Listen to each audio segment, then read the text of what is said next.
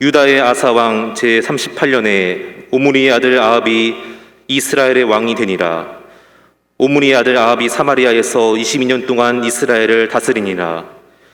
오므리의 아들 아합이 그의 이전의 모든 사람보다 여호와 보시기에 악을 더욱 행하여 느밧의 아들 여로보암의 죄를 따라 행하는 것을 오히려 가볍게 여기며 시돈 사람의 왕 엣바알의 딸 이세벨을 아내로 삼고 가서 바알을 섬겨 예배하고 사마리아에 건축한 바알의 신전 안에 바알을 위하여 제단을 쌓으며 또 아세라상을 만들었으니 그는 그 이전에 이스라엘의 모든 왕보다 심히 이스라엘 하나님 여호와를 노하시게 하였더라. 그 시대에 베델 사람 히엘이 여리고를 건축하였는데 그가 그 터를 쌓을 때에 맏아들 아비람을 잃었고 그 성문을 세울 때에 막내 아들 수굽을 잃었으니 여호와께서 눈의 아들 여호수아를 통하여 하신 말씀과 같이 되었더라. 길르앗에 우거하는 자 중에 디셉 사람 엘리야가 아합에게 말하되 내가 섬기는 이스라엘의 하나님 여호와께서 살아계심을 두고 맹세하노니 내 말이 없으면 수년 동안 비도 이슬도 있지 아니하리라 하니라. 아멘. 한 영화 감독이 사막 한가운데서 영화를 촬영하고 있었습니다. 근데 어느 날 나이가 많이 든 인디언 한 분이 오셔서 내일은 비 그랬더니 그 다음날 비가 왔어요. 참 신기하다 했는데 또 한 주일 지나서 이 늙은 인디언이 와서 내일은 태풍 하니까 태풍이 온 거였어요. 영화를 촬영할 때 날씨가 참 중요한데 그래서 감독은 조감독에게 저 늙은 인디언을 불러서 돈을 좀 주고 매일매일 영화 촬영이 있을 때 날씨를 좀 알려달라고 해라. 그래서 이 늙은 인디언을 불러서 돈을 주고 그때마다 불러서 날씨를 물어보면 날씨가 어김없이 다 맞아졌어요. 특별히 내일은 아주 중요한 촬영이 있는데 내일 날씨가 어떤가 보라고 물어봤는데 계속 오던 그가 오지 않는 거예요. 그래서 조감독을 시켜서 빨리 가서 물어보라 했는데 조감독이 이런 말을 하는 거예요. 인디언에게 물어봤더니 이렇게 대답합니다. 몰라, 라디오가 고장났어? 그러더라는 거예요. 날씨를 정확하게 맞춰준 것도 대단한 일이지만 만약에 하늘문을 열고 닫는 능력이 있다면 얼마나 대단하겠어요. 비가 필요한데 하늘문이 닫아버리면 가뭄이 들게 되고요. 비가 오길 원하는데도 하늘문을 닫아버리면 어렵게 되게 되고 비가 오지 않아야 할 텐데 비가 오게 되면 얼마나 힘듭니까? 그때 기도함으로 말미암아서 하늘문이 열고 닫히면 얼마나 대단하겠습니까? 오늘 본문에 나오는 바로 엘리야가 그런 사람이었습니다. 야고보서 5장 17절과 18절에 보면 이 엘리야에 대해서 이야기를 하고 있는데 우리 다 같이 한번 읽어볼까요? 시작. 엘리야는 우리와 성정이 같은 사람이로되 그가 비가 오지 않기를 간절히 기도한즉 3년 6개월 동안 땅에 비가 오지 아니하고 다시 기도하니 하늘이 비를 주고 땅이 열매를 맺었느니라. 아멘. 엘리야가 하늘문을 닫아서 비가 오지 않기를 원했더니 비가 오지 아니하게 되고 비가 내기를 원했더니 비가 열려지게 된 엘리야. 위대한 사람 같았지만 그는 우리와 똑같은 성정이 같은 사람이었다. 성정이 같은 사람이었다고 하는 말은 우리가 참 연약한 사람이었는데 어떻게 해서 하늘문이 열려서 비가 오게 되고 하늘문이 닫혀서 가뭄이 들게 되는 겁니까? 비결이 무엇입니까? 오늘 본문의 말씀에 보게 되면 그가 하나님의 부름받아서 기도했기 때문이라는 거예요. 야고보서 5장 18절에도 그가 비 오지 않기를 기도한 즉 3년 6개월 동안 땅에 비가 오지 아니하고 다시 기도한 즉 하늘이 비를 주고 땅이 열매를 맺느니라 말씀합니다. 기도가 하늘문을 열게 하고 닫게 합니다. 묶였던 것이 풀려지기도 하고 쓴물이 단물도 되게 합니다.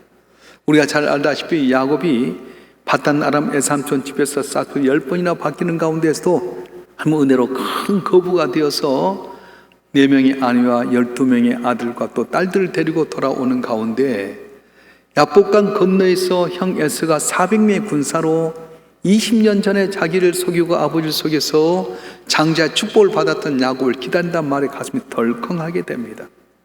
그래서 여태까지 수고했던 것 형의 성기를 보면 다 내가 죽게 되고 빼앗기게 되겠구나.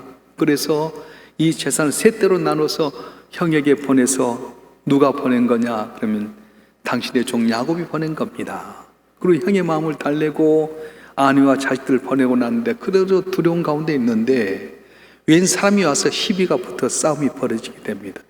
성경이 씨름이라고 하는데 오늘날 이종 격투기 같은 싸움이 벌어지게 되는데 저녁 내내 싸움을 하다 보니까 이 사람이 보통 사람이 아니구나, 하나님의 사람인 것 같다. 그래서 계속 싸우는 가운데 매달립니다. 새벽녘이 돼서 태양이 떠오를 때쯤 되었을 때 이제 내가 갈 테니까 놔둬라. 근데 못 놓습니다. 내게 복을 주십시오, 놔라. 그러면서 환도표를 딱 쳤는데 이 환도표가 위골이 되었어요. 그럼에도 불구하고 내게 복 주지 않으면 당신 놓지 않겠습니다. 매달릴 때에 내린 무엇이냐? 야곱입니다. 그때 천사가 말합니다. 이제 야곱이 아니라 이스라엘에 해라. 이스라엘 이름의 뜻이 무엇입니까? 하나님과 싸워서 이겼다, 그런 뜻이었습니다. 야곱이 한 건 하나도 없습니다. 단지 천사와 씨름하면서 복 달라고 했을 뿐인데 형의 마음이 녹아져서 들고 있던 칼 던져내고 되고 야곱을 어루만지게 되고 자기 있던 땅도 다 야곱의 주고 잔 에돔편을 떠나가면서 야곱이 복받는 내용이 나오게 됩니다. 어떻게 해서 문제가 해결됐습니까? 기도할 때 닫혔던 게 열려지게 되고 묶였던 게 풀려지게 되었습니다. 오늘날 대부분의 사람들은 자신의 능력을 너무 과신합니다. 자기가 가지고 있는 조건이나 능력, 기술을 갖고 하나님 없이도 살 것 같이 살아갑니다. 그래서 현대인들은 하나님을 찾지 않습니다. 하나님 의지하지 않습니다. 하나님 앞에 나서 정성을 다 예배하려고 하지 않습니다. 엘리야가 등장할 무렵의 삶도 그러했습니다. 자기 힘이나 능력 갖고 사는데 대표적인 사람이 누구냐? 오늘 본문에 나오는 아방이었습니다. 이 아방은 북쪽 이스라엘의 왕이었고 남쪽 유다의 왕이 따로 있었는데 그 왕이 올라가면서 어떤 일을 하게 되면 건축을 많이 했어요. 대표적인 케이스가 사마리아 성에서 바알의 신당을 지었습니다. 왜냐하면 이스라엘 백성이 남쪽 유다에 있는 예루살렘 성에 가서 성전에 가서 예배를 드리려고 하기 때문에 예루살렘에 갔다가 혹시 그들 마음이 자기에 변절하지 않을까 해서 바알 신당을 만들어 놓고 바알이 복을 준다, 바알이 비를 내리게 하고 바알이 푼 채소를 얻게 하고 열매를 맺게 한다 해서 백성들의 마음을 가다듬었어요. 그리고 이 종교를 바알신 종교를 통해서 정치적으로 자기 나라를 이끌어 가려고 합니다. 나라가 경제적으로 정치로 부유했습니다. 그런 가운데 또 어떻게 합니까? 여리고라는 큰 성을 다시 재건하게 됩니다. 이 여리고성이 어떤 성입니까? 여호수아가 이스라엘 백성들을 이끌고 광야 40년의 과정을 끝내고 요단을 건너가서 최초로 만났던 가장 큰 성, 이 여리고성을 무너뜨릴 때인데 그때 여리고를 향해서 했던 말씀이 뭐냐 하면은 이 진멸했던 여리고성을 회복하는 자는 터전을 쌓을 때 마다들이 죽게 될 거고 문을 달 때 막내가 죽을 것이다, 저주를 했어요. 그런데도 불구하고 이스라엘 왕 이 아방은 여리고를 세우라고 어떻게 하냐? 베델의 산 히엘이라는 사람을 통해서 여리고성을 건축하게 만들었어요. 무슨 뜻입니까? 하나님의 저주가 있고 징계가 있음에도 불구하고 내가 가지고 있는 정치적인 힘이나 능력 갖고 대적해서 여리고성을 세우려고 했습니다. 그런데 성경이 오늘 뭐라고 말씀합니까? 한번 읽어보겠습니다. 열왕기상 16장 34절 말씀 시작. 그 시대에 베델 사람 히엘이 여리고를 건축하였는데 그가 그 터를 쌓을 때 마다를 아비람을 잃었고 그 성문을 세울 때 막내 아들 수굽을 잃었으니 여호와께 눈의 아들 여호수아를 통하여 하신 말씀과 같이 되었더라. 아멘. 여호수아를 통해 주셨던 한 말씀이 뭐였죠? 여호수아 6장 26절에 보게 되면 여호수아가 그때 맹세하게 하여 이르되 누군지 일어나서 이 여리고성을 건축하는 자는 여호와 앞에 저주를 받을 것이라. 그 기초를 쌓을 때 그 맏아들 잃을 것이요 그 문을 세울 때 그의 막내 아들 잃으라 하였더라. 여러분, 한 말씀하신 그대로 이루신 분이십니다. 저주하시면 저주하신 대로, 축복하면 축복한 대로 이루신 분입니다. 그런데 아방은 하나님의 말씀을 다 뒤로 예면하고 자기가 가지고 있는 권력과 능력과 힘을 가지고 여리고성을 건축하려고 할 때 히엘이라고 하는 베델 사람을 불러서 하다가 마침내 저주의 말씀대로 맏아들이 성을 기초를 쌓을 때 죽게 되게 되고 막내 아들이 성을 달 때 죽게 되는 어려움이 있었습니다. 어떤 희생을 치르고라도 큰 성을 건축해서 자기의 업적을 드러냈던 이 아방, 도시는 훌륭하게 건축된 것 같았지만 하나님의 저주가 임하고 하나님의 진노가 격발했습니다. 세상처럼 성공한 사람과처럼 보였지만 하나님께로부터 가장 사악한 삶의 꾸중을 들었습니다. 얼핏 보기에는 굉장한 업적을 달성한 것 같으면 하나님은 그를 버리고 말았습니다. 여러분, 하나님 말씀은 그대로 이루어지게 됩니다. 그래서 우리의 말씀에 순종하면 쓴물도 단물이 되게 되고요, 맹물도 포도주 같은 인생이 변화되게 된다는 거예요. 말씀에 순종하지 않고 대적하면 저주를 받는다고 하는데 오늘 우리의 삶은 어떻습니까? 오늘 우리도 바알을 섬기는 아방처럼 바알을 세우고 우상을 섬기고 귀신을 섬기고 있어서 오늘 이 시대 속에 어려움이 있지 않는가 하는 생각이 듭니다.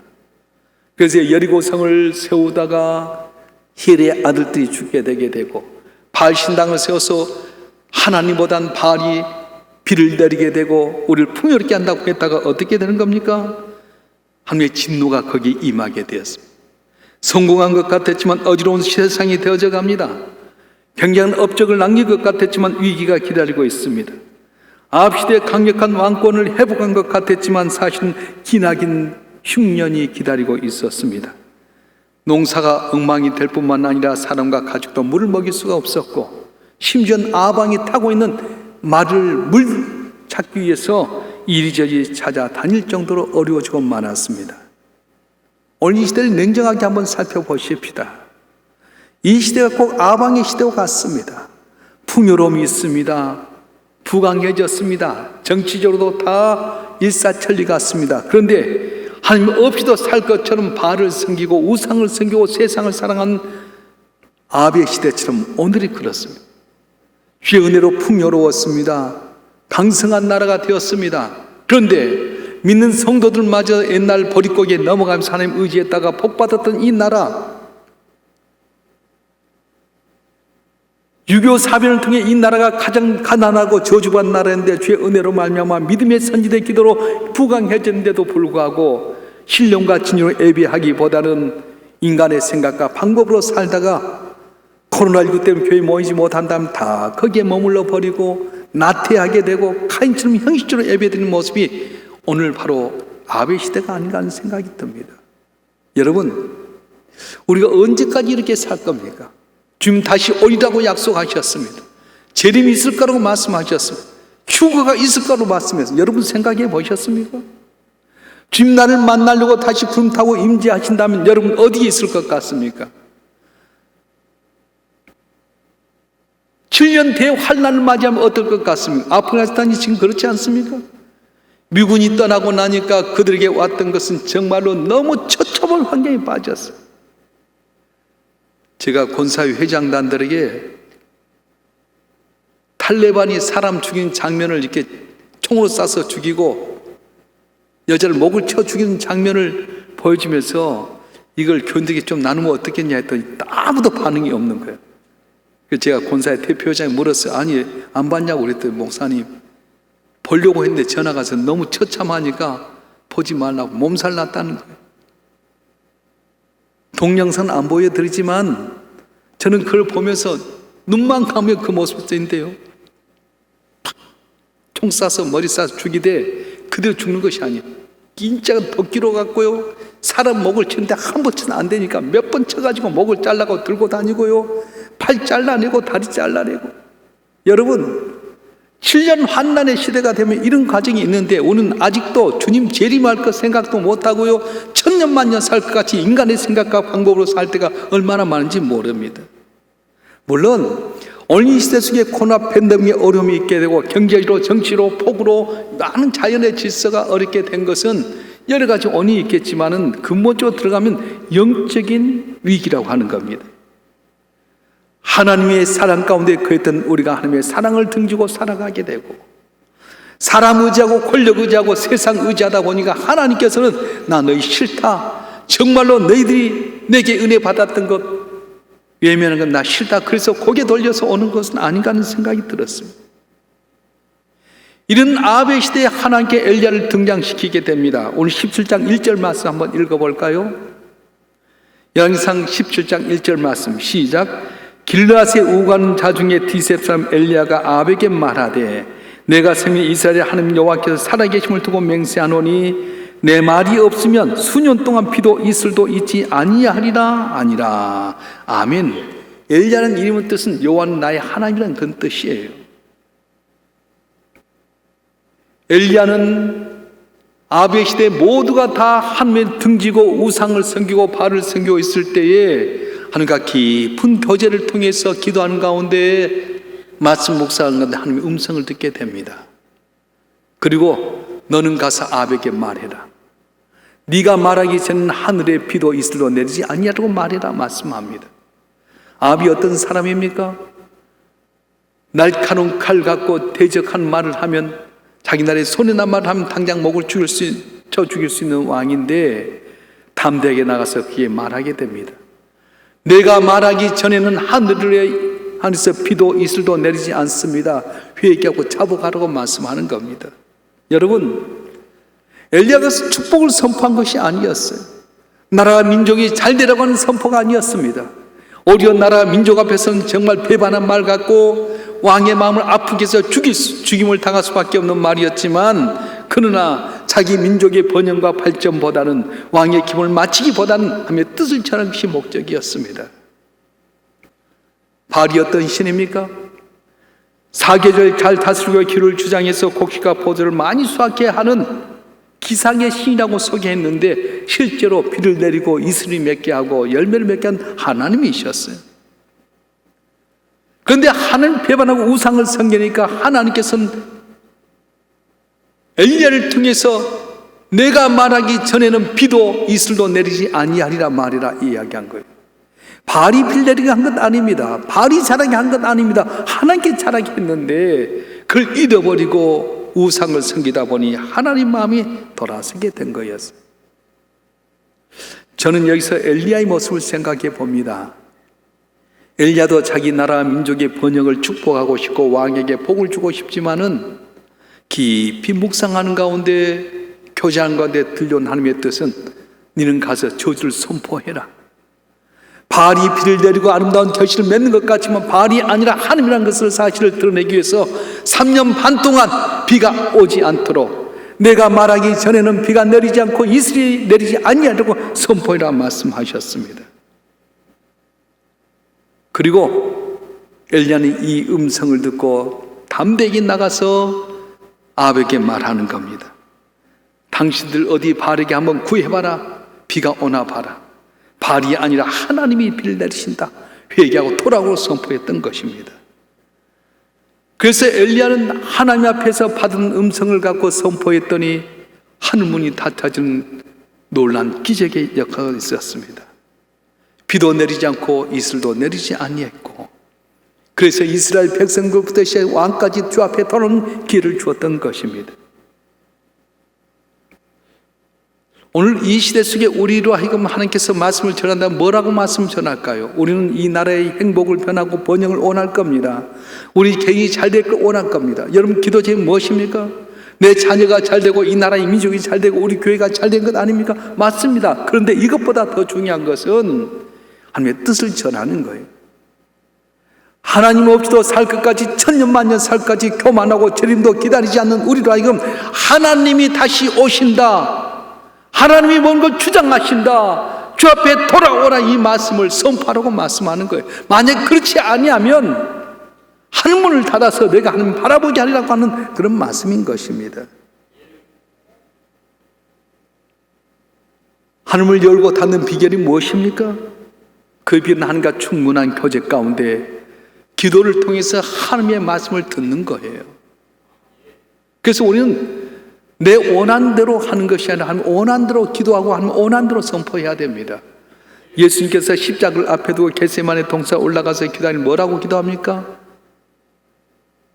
아버지 하나님, 할만하거든 이 잔이 내게서 지나가게 하옵소서. 그러나 내 온대로 마옵시고 아버지 온대로 하옵소서.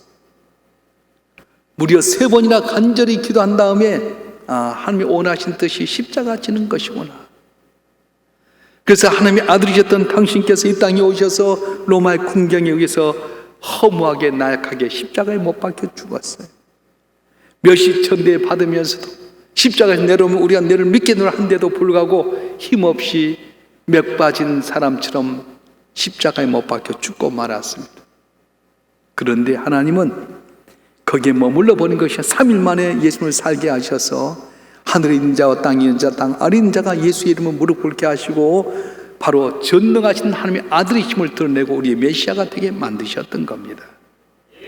사랑하는 성도 여러분, 오늘 또 하나님이 이 어려운 시대 속에서 하나님 앞에 깊이 교제하며 주의 음성을 듣고 선포하는 사람을 준비시키고 있습니다. 위기의 시대 속에 자기의 사람들로 하여금 말씀을 무장시키십니다. 죄악이 난무한 시대 속에 기도를 가르쳐 주시고 조용히 확신 가운데 부르짖게 만드신 겁니다. 번영의 시대의 세상의 달콤한 목표 속, 풍요 속에서 취하지 못하게 하고 절제하고 겸손하는 가운데 인생의 참된 목적이 무엇인지를 바라보게 만드신 겁니다. 사랑하는 성도 여러분, 9월 특별특별 주신 이유가 무엇입니까? 하나님과 깊은 교제 가운데 하나님의 원하는 대로 기도하라는 거예요. 물론 여러분 가정이 잘 되고 물질의 복도 받고 자녀도 잘 되고 우리 교회도 흥황하고 이 나라 임력이 잘 된 것도 중요합니다. 그러나 우리가 하나님의 뜻대로 살지 못한다면, 하나님 없이도 우리가 풍요롭게 된다면 오히려 하나님 앞에 저주받는 인생과 같게 되는 거예요. 이번 9월 집회를 통해서 다니엘이 어떻게 해서 형통했는가를 우리가 묵상하면서 깊은 교제를 갖는 여러분 되길 주님으로 축원합니다. 우리가 깊은 교제 갖고 기도하다 보면 하나님께 또 때를 따라서 하늘문을 열게끔 만드신다는 거예요. 열왕기상 18장 1절의 말씀 한번 읽어볼까요? 열왕기상 18장 1절의 말씀 시작. 많은 날이 지나고 제3년에 여호와의 말씀이 엘리야에게 임하여 이르시되 너는 가서 아합에게 보이라. 내가 비를 지면에 내리리라. 아멘. 비를 멈추게 하는 하늘문을 닫아버리게 할 때도 있었지만은 깊이 주님 앞에 묵상하고 기도하고 뜻을 알아서 지내다 보면 하늘문을 열어서 비를 내리라 말씀하는 거예요. 여러분, 비를 내린다고 하는 말씀 듣고 엘리야는 가만히 있었습니까? 아니었어요. 내린다고 약속했지만 그 비를 내리기까지 어떻게 하는 겁니까? 엘리야는 진짜 누가 하는 것을 보여주기 위해서 오늘 본문 18장 42절 앞절에 보게 되면 바알의 선지자와 엘리야가 갈멜산에서 내기합니다. 누가 진짜 하나님인가? 누가 인간의 생사를 주장하신 하나님인가 내기하자. 그래서 바알과 아스라 선지자 850명이 갈멜산 꼭대기에 제단을 쌓고 자기 신을 불러서 불이 내리길 원했습니다. 아침부터 저녁까지 부르신데도 반응이 없습니다. 그래서 엘리야가 조롱합니다. 너희 신이 잠자는가 보다, 외출 나가는가 보다 더 크게 부르짖어라. 자기 몸을 자학하면서 열심히 부린데도 불은 내리지 않았습니다. 해가 뉘엿뉘엿 넘어갈 때 엘리야가 제단을 쌓고 나무를 놔두되 물을 흠뻑 불러서 또랑이까지 차고 만들었습니다. 웬만한 불 갖고는 이 제단을 태우지 못할 정도 물을 흠뻑 부었습니다. 그리고 부르짖습니다. 하나님, 주님이 정말로 살아계신 하나님이라 불을 내려 주시옵소서. 불이 있어서 홀라당 다 타버렸어요. 이 정도 능력인 엘리야라고 한다면 비가 온다는 말에 가만히 있어도 될 것 같은데 그렇지 않았어. 갈멜산 꼭대기에 올라가서 간절히 기도하기를 무릎을 머리 사이에 얹고 7번이나 간구하게 됩니다. 열왕기상 18장 42절 44절 말씀 한번 읽어볼까요? 다 같이 한번 읽겠습니다. 시작. 아합이 먹고 마시러 올라가니라. 엘리야가 갈멜산 꼭대기로 올라가서 땅에 꿇어 엎드려 그의 얼굴 무릎 사이에 넣고 그의 산에게 이르되 올라가 바다 쪽을 바라보라. 그가 올라가 바라보고 말하되 아무것도 없나이다. 이르되 7번까지 다시 가라. 7번째 일어서는 그가 말하되 바다의 사람의 손만한 작은 구름이 일어나나이다. 이르되 올라가 아합에게 말하기를 배 막히지 아니하도록 마차를 갖추고 내려가소서 하라 하니라. 아멘. 불을 내려서 하나님 살아계심을 증거했던 엘리야였지만은 비가 내린다는 말씀 듣고 가만히 있는 것이 아니라 갈멜산 꼭대기에 올라가서 머리를 무릎 사이에 얹고 무릎 꿇고 간절히 기도하기를 7번이나 하는 가운데 비가 내린 귀한 기적을 통해서 3년 반의 가뭄이 해결되는 은혜가 있었던 것입니다. 내일부터 있게 될 9월 특별 새벽에 하나님께 우리에게 주신 기회입니다. 다른 때 핑계대고 교회 안 나왔던 사람도 이번에 나와서 하니까 깊은 교제를 갖길 바랍니다. 말씀을 통해서 다니엘이 어떻게 형통하게 됐는지. 다니엘은 포로로 잡혀갔던 사람이었어요. 근데 그가 국무총리가 되는데요, 나라가 바벨론, 메데, 파사까지 3번이나 나라가 바뀌게 되고요, 왕이 4번이나 바뀐데도 불구하고 형통한 사람이 되었어요. 이 어려운 시대에 여러분이 형통한 사람 되길 원합니까? 그렇다면 주님 앞에 나와서 주님과 깊은 교제를 갖길 바랍니다. 다니엘이 했던 모습을 잘 본받아서 이 어려운 시대 속에 형통하고 승리하고 주의 영광을 나타낸 여러분 되길 주님으로 축원합니다. 축원합니다. 기도하겠습니다.